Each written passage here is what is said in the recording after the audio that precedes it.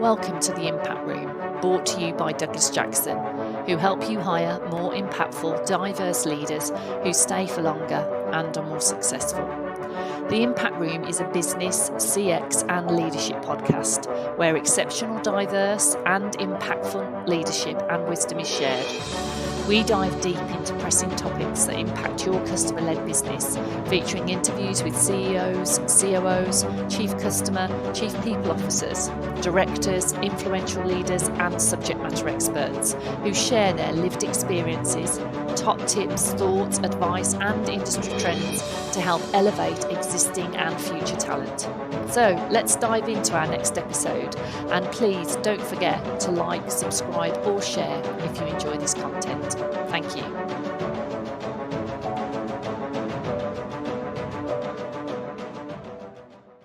Yep. So hello, I'm Michelle Ansell, Managing Partner of Douglas Jackson, and today I am really looking forward to speaking with our guest, Becca Meadows, in the Impact Room. Becca is a former officer in the British Army, holding a number of senior positions, working as a C-suite military assistant and principal staff officer to the leader of Defence Land Procurement for the UK MOD, and other roles including designing the UK NATO HQ. Becca worked across the political, civilian and industrial landscape at a high level, a leadership and coaching instructor at Sandhurst, the Royal Military Academy. Since leaving the Army, Becca has now returned to leadership and wellbeing, the founder of She Thrives and a women's health and leadership consultancy. Becca has developed a transformational combination of nutrition and lifestyle medicine alongside leadership development that gets you performing better, living and breathing her passion of supporting female leaders to feel healthier and lead better. Becca, hello, welcome. I'm so looking forward to hearing from you today. Michelle, thank you so much for having me on. Really looking forward to exploring some of these topics. Yeah, absolutely. And, it's funny because I noticed this week the MI6 have just appointed their first female woman, haven't they? Blaze, I'm going to say a name wrong. It's Metri, why is it? I'm not going to attempt to correct you either.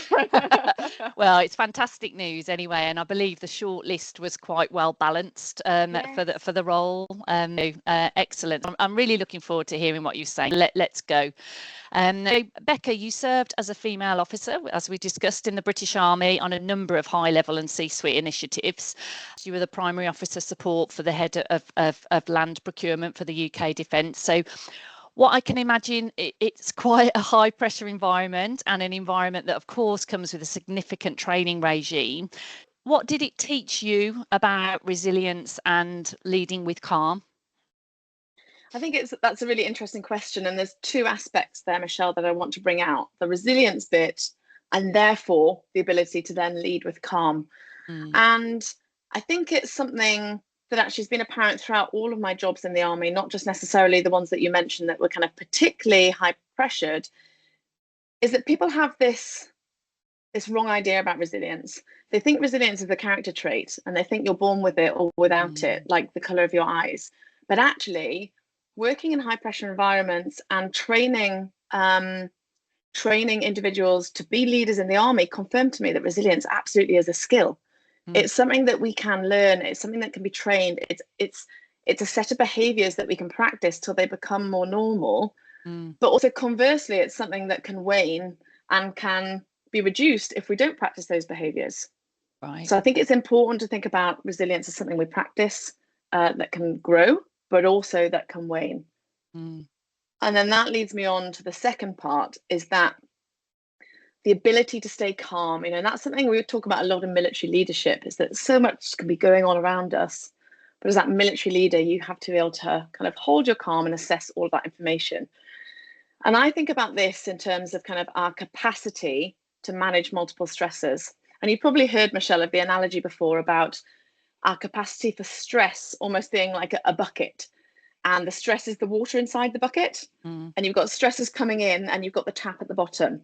Right. But actually, we can also think about the size and the capacity of how much water that bucket can hold. So what I think military training does is increases the amount of water that bucket can hold. So it improves your tolerance, so that tripwire that you have to go over to move from pressure to stress is just desensitized a bit, because you can hold more of that water.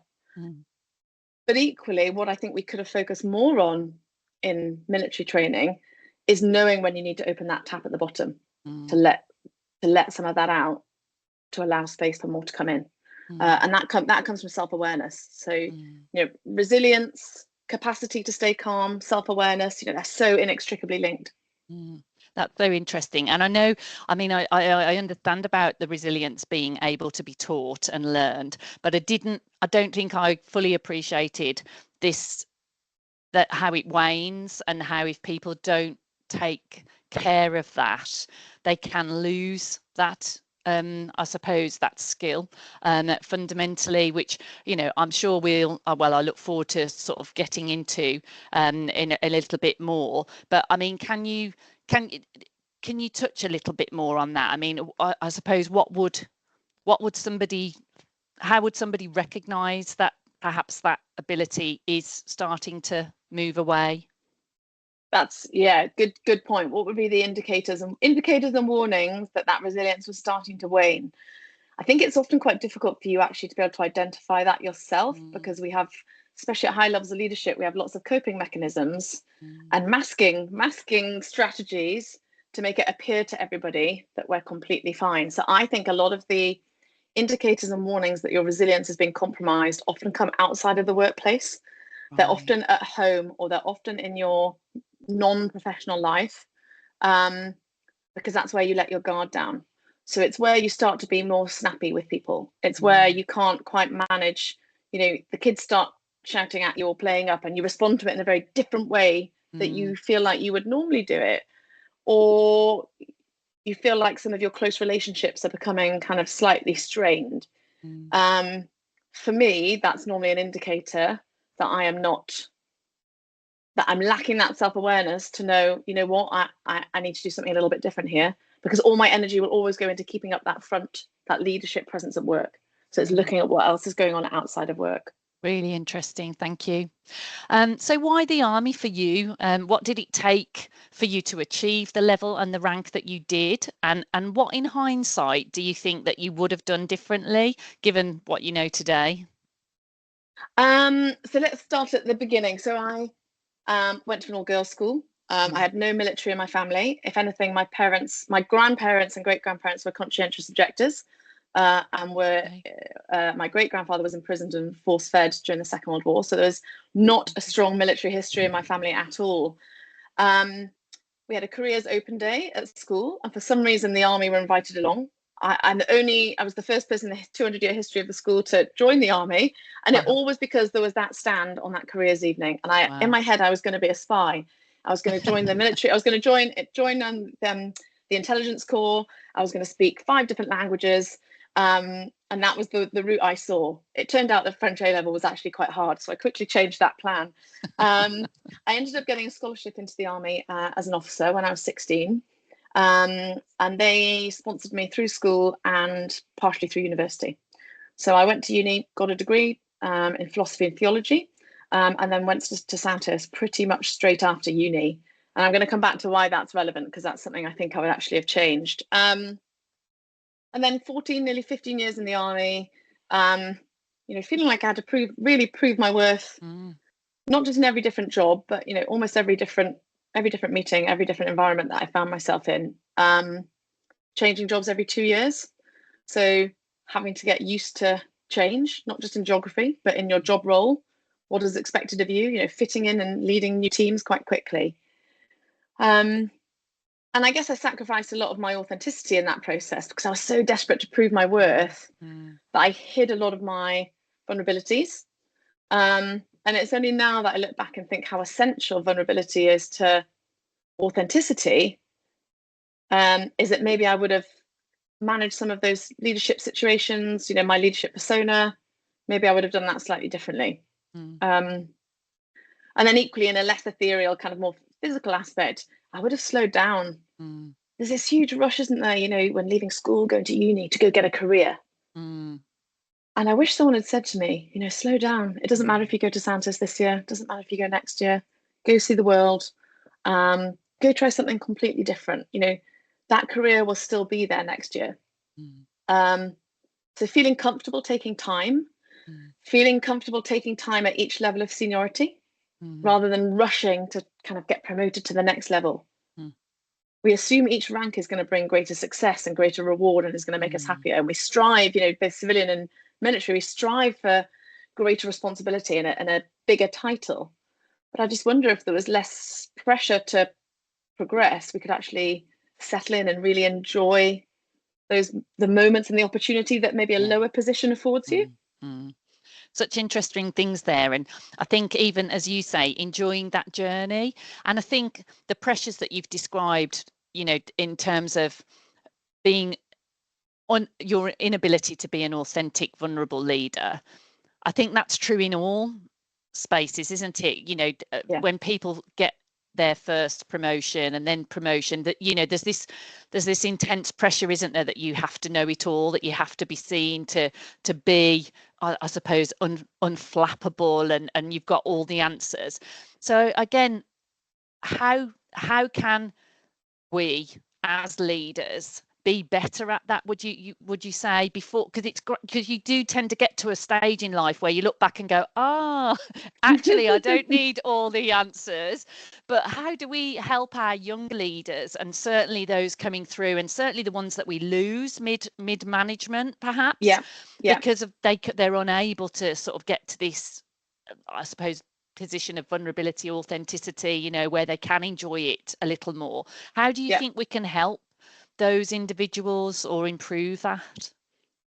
That feels actually really, when you've mentioned that in terms of mid-level management not feeling like they can be vulnerable, that really strikes a kind of personal chord, in that my inability to ask for help when I returned to work post maternity leave, I think ultimately contributed to one of my decisions to leave the army, because I would rather I felt I would rather leave the organization than ask for anybody to do anything different just for me, or to ask for some help in how I managed my career. So that I think that's so relevant to that kind of specific area of the workforce. And there's a few strategies that I use with clients to kind of start to unpack this a little bit. And I guess it's a few kind of coaching style questions. So the first one is, and this is one that really prompted it for me when I was doing my additional resilient leadership training after leaving the army, was, what stops you asking for help? And it was only when I actually really thought about that question, it was because I thought everyone was watching me, waiting for me to fail. And once you say that out loud, you realize perhaps that isn't based in truth. Yes, that's not a fact, it's a belief. But then once you've kind of established that there is perhaps no fact there in terms of why you hold some of these, I guess it is a limiting belief. It's then thinking about, I was worried that people were going to think I wasn't good enough. So how about I flip that? And as a leader, I really focus in and get really clear on my strengths, on what are my unique strengths that I bring to a team. Because it's only when I feel confident articulating my strengths to myself and to others, something that women, again, I think women leaders are particularly poor at, then I feel more confident saying, well, actually, I'm really good at this. I know that is my strength, but I need help on this thing. So focusing on your strengths allows you to admit that you have weaknesses, and that's okay. And I think those two strategies, what's stopping you asking for help, and what are your unique strengths, help create that space. Those are so valuable. They are, because that point about returning to maternity leave, I speak to so many women who are leaders who are on maternity leave, and rather than return to the place of work, they are asking me to find them an alternative role. And I often think, why? I don't understand why these women are doing this. And as you say, because they know their life perhaps is changing and they want something different. And perhaps that is an opportunity for employers, to be more aware of this situation, and sort of perhaps to be more proactive, at these times of when women are sort of, whether it's maternity or whether it's menopause or whether it's, looking after the elderly. There are these critical points in a woman's leadership journey, aren't there? And that's when the things start to go wrong with their careers. And so that's really, really valuable. And thank you. I mean, you've been under fire literally and figuratively as a female leader in the army, and now obviously in business. When it comes to that resilience, if we go back to that, what's the biggest myth that you want to bust today? So I guess it's a myth around leadership, that particularly is around military leadership, that we talk about in order to develop resilience, but I think it actually really undermines our long-term resilience. So I'll go through my logic for that now. And there might be a number of ex-military people listening kind of bristling at this, so bear with me. Serve to lead. It's a huge concept if you think about it. It's this idea of self-sacrifice, of service to others. It's the motto of Sandhurst, our military academy. So every single officer in the British Army will have been through the military academy and will have seen this serve to lead motto. It's on all of our T-shirts, emblems, it's everywhere.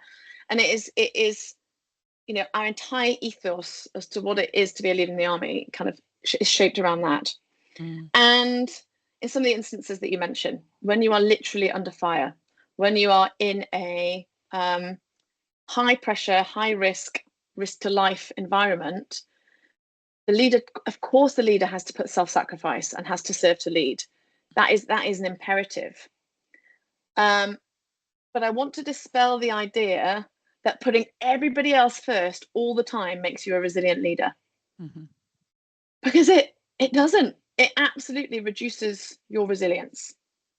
Because essential to resilience is also self-awareness. Awareness of when you're moving from pressure to stress, and the ability to take time to rebalance.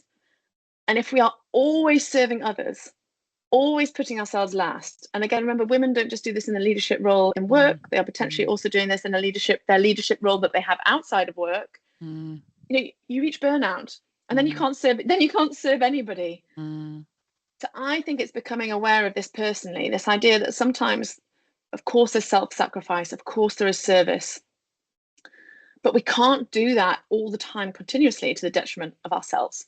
So, pivoting to combine well-being and leadership really for me was born out of this, how far can we take self-sacrifice before it starts to erode resilience?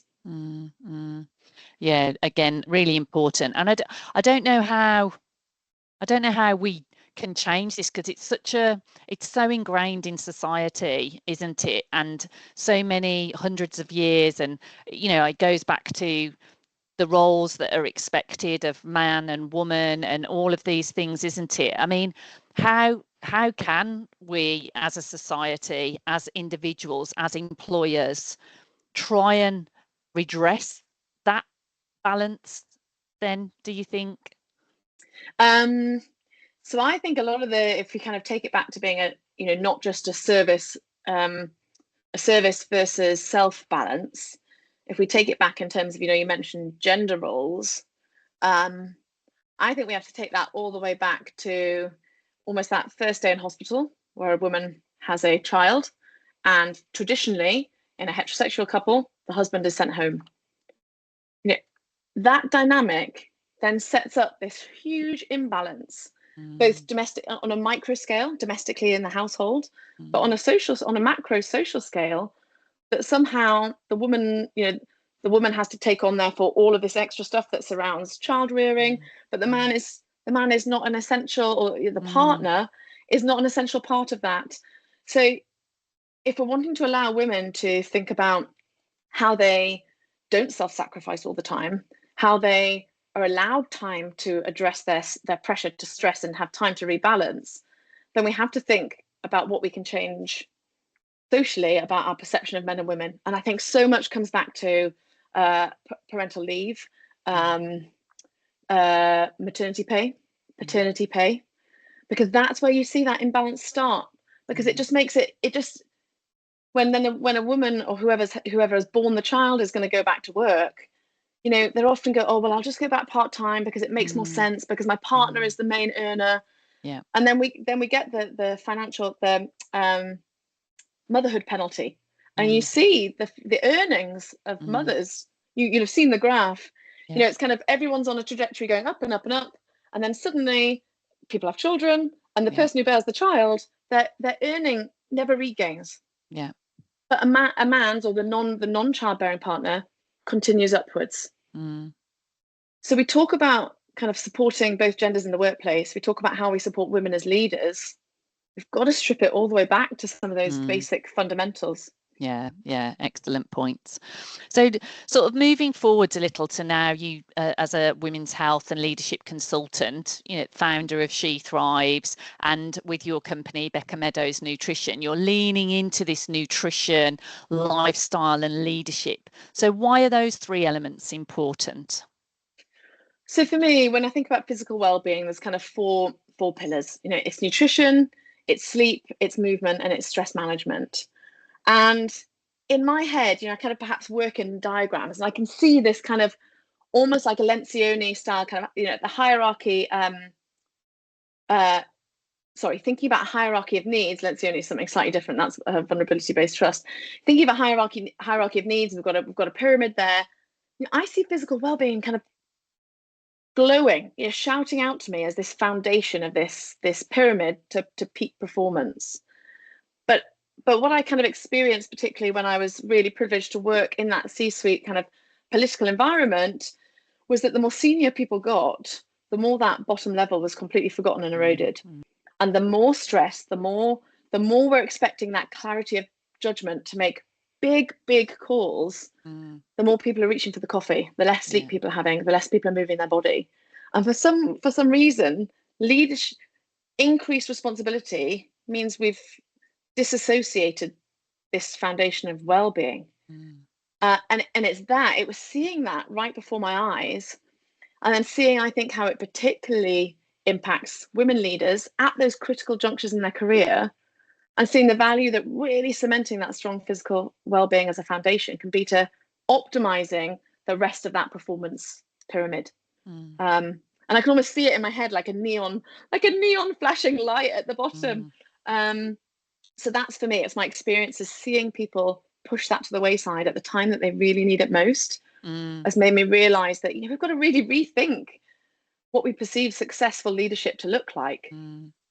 And if a leader isn't sleeping, if a leader is relying on caffeine and alcohol, if a leader isn't nourishing their body properly, how do we expect them to be able to make those big decisions? So important. And I wonder how you feel about this, because I'm learning a lot about nutrition myself. I think there's a load of new insight now that we probably didn't know, things like the gut microbiome, obviously how it impacts our brain, how thirsty or nourishment the brain needs, and also how our food has changed so much in the last 50 years, and how we are now paying the price perhaps for like trends and advice that we were given in the 70s or the 80s. Even if we look at fruit juice, for example, like orange juice, how juicing, how the NutriBullet and all these sort of things were brilliant for us, and actually now it's like, whoa, no, the sugar that we're feeding our body, or the what's it called, the free sugars, that's not wrapped up. So do you think that also is impacting us and our ability, I suppose, to be resilient, to handle stress, our emotions, all of those elements, Becca?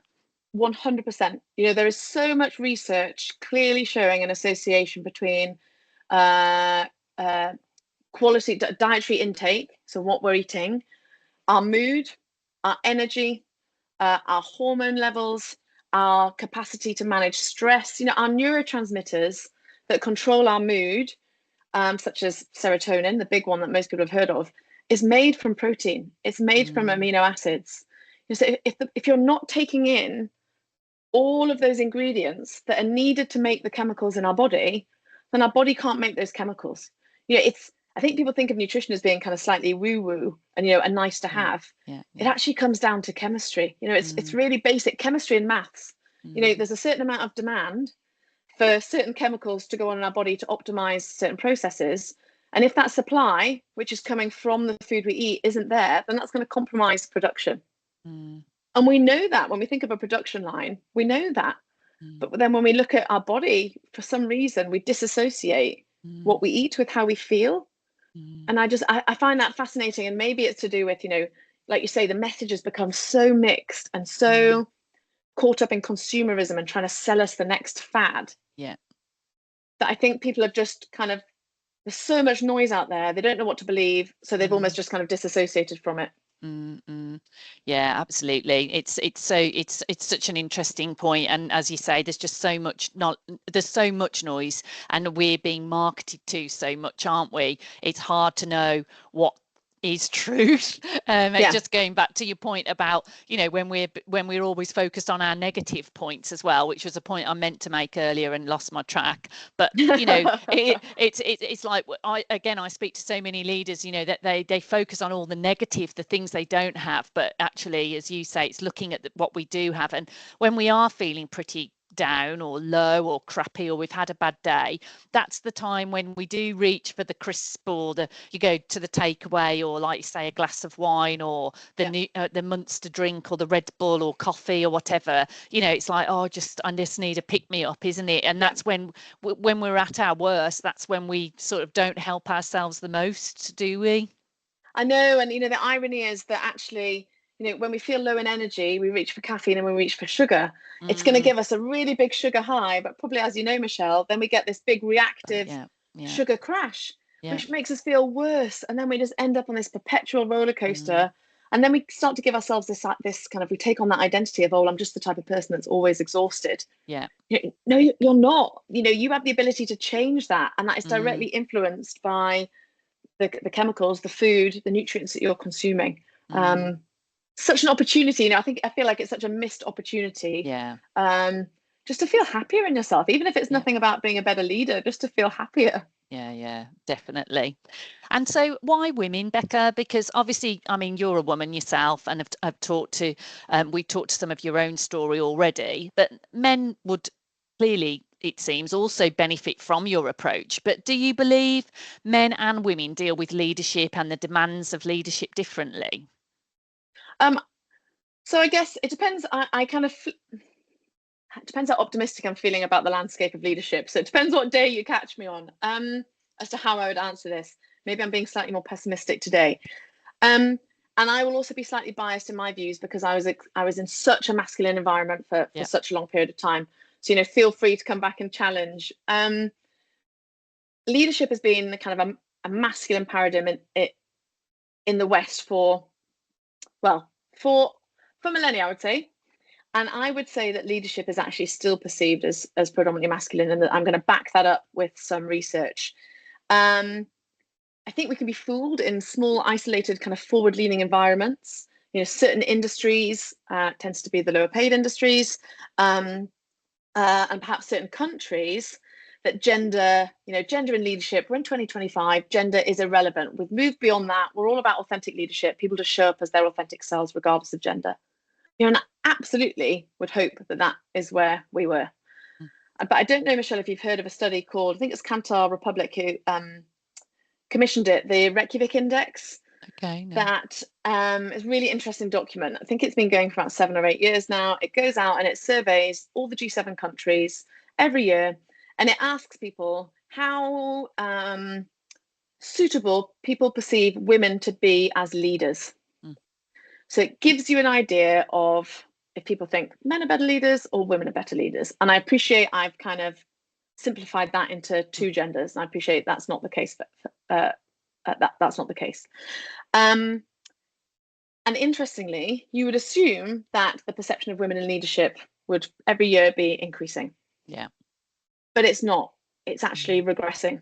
Right. And this year has been one of the biggest drops in the Reykjavik Index in the last 7 years. So actually this year, more so than last year, everybody, women and men, perceive women to be less suitable as leaders than men. So we think we're doing so much for gender equity. We think we're doing so much for supporting women leaders, but actually our global perception, or G7 perception, is going backwards. And that view is particularly prevalent in younger male cohorts around the age of 30 in America. You know, I think, again, I would have assumed that it was potentially a slightly older generation that maybe held on to more kind of stereotypical male-female ideas of roles, but it's not. It's a younger professional generation coming through that don't think women are as capable to lead. And we're naive if we don't think that is going to come across and affect the UK. Yeah. So for me, it is actually more relevant than ever that we support, of course, we support authentic, resilient leadership in everybody. But for me, my experiences and knowledge being in a very masculine environment, I feel like what I have to offer particularly supports women leaders. Yeah, and thank you for sharing that. And I wasn't aware, and I'll look that up, and I'll also post that report in the comments of this podcast, so that people can seek that out that don't know that as well. Thank you. So in your work with female leaders, what do you see are the hidden health barriers? I mean, we've talked about nutrition, obviously, that are holding women back, especially when they are juggling the demanding careers, families, and their personal goals. So I think there's three key things here, actually. And some are very much kind of physical health related, some go slightly broader. And I've touched on the first one already. This imbalance that's set up kind of postnatally. So lack of adequate postnatal health provision for the woman as well as the baby sets an immediate health disadvantage. And there's a well evidenced gender health gap that spans much wider than just in childbearing. But I think, again, having experienced this, it gives women a message that a mother's health isn't really important, that it takes a backseat. And again, we talk about that self-sacrifice and putting everybody else first. That narrative is confirmed and reinforced in the way I think we are treated in postnatal and postpartum care. You just have to look at how many women suffer from long-term impacts of birth, such as incontinence, and it's completely normalized. I think if everybody was walking around, if incontinence affected everybody slightly more widely, we wouldn't be tolerating it. But we're told that a mother's health isn't important. The second one is this superwoman narrative. So this praising of high-achieving women and saying, "Aren't you incredible? Look at everything you do." Because actually it puts really unrealistic expectations on women, and it normalizes chronic stress, which has huge implications for women's health. It's an absolute car crash for our kind of long-term health, this normalizing chronic stress and expecting women to do it all and then rewarding them when they do it all. And then the third one is, I think we've sold women this idea that there's such a thing, women and men, that there's such a thing as a work-life balance. And that, we're continually searching for this work-life balance, and it doesn't exist. Accepting that life has a rhythm and that some things will come to the fore and other things will have to come to the back, and vice versa, and there's a bit of push and pull, and that there's time for everything at different points in your life, I think just allows people just to take a breath, to breathe, rather than searching for this non-existent balance. So that's my three kind of things that I think impact health, actually, in a hidden way, impact health the most. Yeah, again, I think there's this, it all sort of centers around, being kinder to oneself. I think ultimately, and relieving the pressure. I mean, where is this pressure coming from? Is it societal pressure? Is it our pressure? Who is forcing us? And as you say, these work-life balance, and then we're guilty. We're constantly guilty because we haven't done X or we haven't done Y, or there's this or there's that. I mean, how can we stop ourselves from, how can we still want to be successful and push ourselves and challenge ourselves without putting this immense amount of pressure on our shoulders? So I think it all comes down to how you perceive success. So for 15 years in the army, I thought I was searching for, I had a clear idea of what success was going to be: promotion, more responsibility. But actually, that's just the idea of success that the army had put onto me. That then everything is around their idea of success that we are then shaped and pushed towards assuming as our idea of success. I think when you truly step out of that and really ask yourself, what does success look like for you? If you had a blank page and nobody was looking and there was nobody else influencing you, no employer, no family, no parents, no social pressures, what would success really be for you? Because it's only when we focus in on that, then we can start to think about what is essential to achieve that success and what actually is non-essential. What are we doing just to please everybody else? But it's it's brutal. It's really brutal thinking about the fact that we take on a lot of this extra burden because perhaps we're desperate for external gratification, approval, because we think that's what success should look like. And when we strip it all back, it's that vulnerability bit again, isn't it? When we strip it all back, what actually is essential to our true success, and what can we let go of? Okay. So if someone's listening to this, a leader, and they feel chronically tired, stressed, stuck, what is the first small but powerful step, would you say, that they can take tomorrow to start reclaiming their energy and clarity? Okay. The first thing, it's not an action, it's a realization and it's a thought. And it's acknowledging that feeling all those things that you just mentioned, exhausted, stressed, isn't just what they deserve as a result of being professionally successful. I hear that narrative so much, oh, but I've got a really high pressure job, I've done really well at work, so of course I'm going to feel like this. And those two things don't have to coexist. So the first thing is acknowledging that you deserve to feel healthy. You deserve to feel well. And that doesn't come at any professional cost. If anything, it helps optimize professional performance.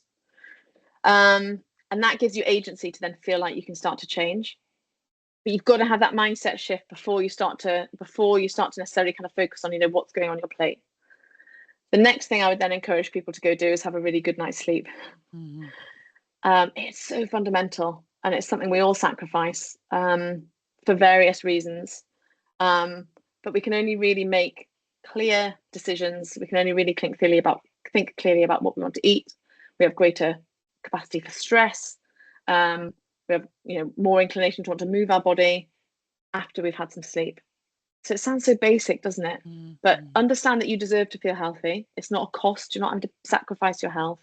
And secondly, go get a good night's sleep, and everything feels so much clearer. Excellent. So is there anything else that you would like to talk about today? I think it's the key kind of theme that I hopefully has become apparent throughout this entire conversation, Michelle. It's that health and leadership are inextricably linked. We spend so much time and money and energy designing all of these leadership development programs, attending leadership development programs, and we think of health as something separate, something that we do at home, something that we have our personal life, our private life that's separate to our professional lives.